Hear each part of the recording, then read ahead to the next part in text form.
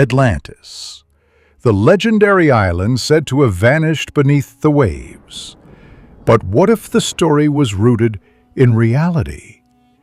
Have you ever heard the tale of a once great island kingdom? A place where palaces were so magnificent that later civilizations turned pale with envy? No? Then let me tell you the story of the Minoans. Welcome to 10 Minutes History. Unlike other great civilizations of its time, the Minoan culture grew on an island. That island was Crete. It lies in the eastern Mediterranean. Crete is fertile with rich soil. Its people could grow many kinds of crops. Some even grew wild.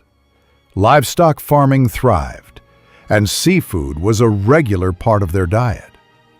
The name Minoan civilization comes from the mythical king Minos. He is said to have ruled Crete in ancient times. Like Egypt, Minoan history is divided into periods: early Minoan, middle Minoan, late Minoan.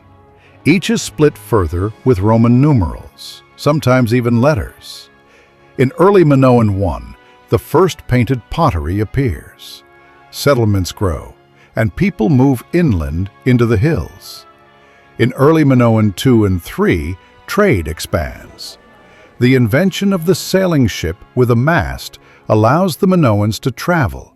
They reach beyond the Aegean, to Egypt and to Syria. They needed metals which Crete lacked. Trade brought them wealth and contacts. Frescoes found in Avaris in Egypt show clear evidence of this connection. The Minoans were skilled craftsmen and artists. Their paintings showed movement and life, unusual for the time. Animals were not always drawn accurately, but the sense of motion was striking. What survives today are mostly frescoes, pottery, jewelry, decorated weapons, and metal vessels. Settlements grew larger, and soon monumental buildings began to rise. By middle Minoan 1, towns like Knossos, Phaistos, and Malaya saw a population boom. Great buildings were built. Soon, the first palaces appeared. These were not just homes, they were centers of administration. There was no money, no coins, so the palaces served as storerooms. Grain, goods, and harvests were brought there and then redistributed to the people. Knossos grew rapidly. Around 2500 BC, it had maybe 1,300 to 2,000 inhabitants. By 1600 BC, tens of thousands. At its height, it may have held close to 100,000. By 1360 BC, about 30,000 people lived there. In Middle Minoan 2, writing develops. Two scripts appear: Cretan hieroglyphs and Linear A. Linear A remains undeciphered. Because of this, we know little about their government. Some scholars say Crete was ruled by kings with officials. Others suggest aristocratic families. And some believe it was matriarchal, with priestesses in power. Their religion is still a mystery. Most likely, they worshipped Mother Earth, and the bull was sacred. This is reflected in the famous Greek myth of the Minotaur, said to be the offspring of King Minos. Locked in a labyrinth, he received tributes of 7 boys and 7 girls from Athens each year. Middle Minoan 2 ends in destruction. Cities across Crete collapse. Perhaps it was earthquakes, perhaps a tsunami, or perhaps invasion. The cause is unknown. In Middle Minoan 3, the palaces are rebuilt with new innovations: plumbing, aqueducts, cisterns. By now, Linear A replaces hieroglyphs, and Minoan culture begins to influence mainland Greece. In late Minoan 1, Minoan culture prospers again.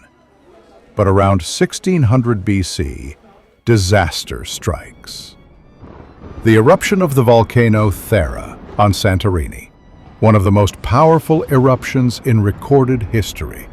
Settlements on nearby islands are destroyed. The northeast of Crete is abandoned. But Knossos survives and even continues to thrive. Toward the end of this period, destruction returns. Was it natural? Was it rebellion? Or Mycenaean invaders? We do not know. But the Mycenaeans soon gain a foothold on Crete. Late Minoan II is poorly documented, but the signs all point to decline. In late Minoan III, society changes. Only Knossos remains as a palace, but even it falls, destroyed around 1370 BC. The Mycenaeans take over. Their language, Mycenaean Greek, becomes official, and a new script appears, Linear B. This script was finally deciphered in the 1950s by Michael Ventris. From 1200 to 1075 BC, the coastal settlements are abandoned. People move inland to defensible hills. Minoan traditions survive, but only faintly. Soon, the Minoans merge with the Mycenaeans, and with that, the Minoan civilization comes to an end. Thank you for watching, and I look forward to seeing you in the next episode of 10 Minutes History.